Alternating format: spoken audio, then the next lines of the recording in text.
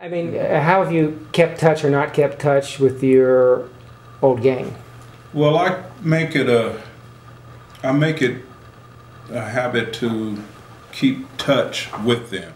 Mainly just a few people. And what gang were you in? That's the neighborhood Crips. And where are they? And that's on 47th and Market Street. And that's in an area called Choice View. It's a section of Southeast San Diego. So what I do is I keep touch with mainly a few people who are like a link to what's going on in the area. So you don't have to stay in touch with everybody. See, that's the whole thing. You think that when a lot of people feel like when they back out or get out of something that, you know, that they just have to sever ties completely. But it's not the way to go. You don't want to. Why is that? Because you want to stay in touch. You want to let everybody know that, hey, I'm still here. I'm still basically the same. I still have a love for you guys. We're still cool.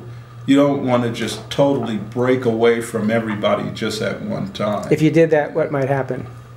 I mean, you know, it's not like somebody's going to come after you, you know, but you still want to be known and familiar, you know, with your people.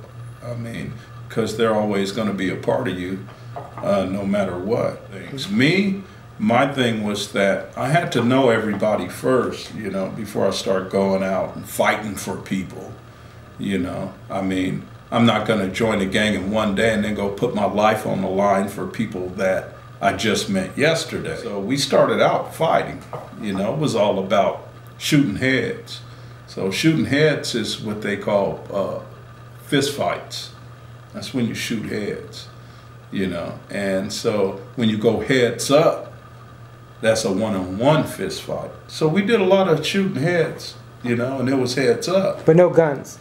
No. I mean, occasionally you would see someone with a gun, you know, but it was more so just to carry, you know, and say, hey, we got a gun, you know, or it was totally a last resort, you know.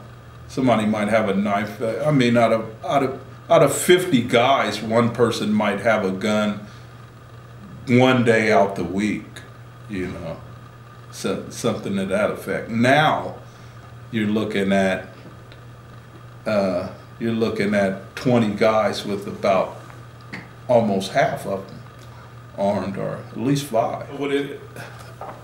When I first went to prison and I was a sergeant at arms for the Consolidated Crip Organization, if anything ever transpired between a different race or a different gang, you couldn't just go and start a war. You had to have counsel to start that war. So you had to report it, what the problem was, and you had to say, hey, this guy just disrespected me and I want to do something about it.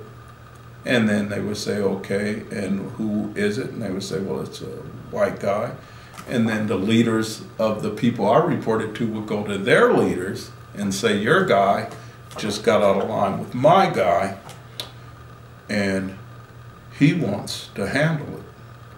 So then their people would go to that guy and say, hey, you know, whatever you said to this guy, he's pissed off about it, he wants to fight you, you guys are going to go fight, you know.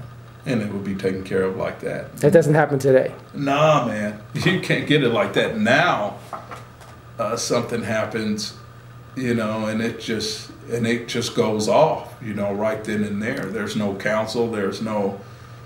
Anybody can start a war now, which you couldn't start before. I mean, I could actually go in any prison yard and just go and, you know, stab someone or punch someone or whatever, and it'd be cool. You know, it would start a war and that would be it. But back then, if I was to do that, my own people would come after me for that, for actually taking action without counsel. Gotcha. and permission, you see, because it's more than just you involved.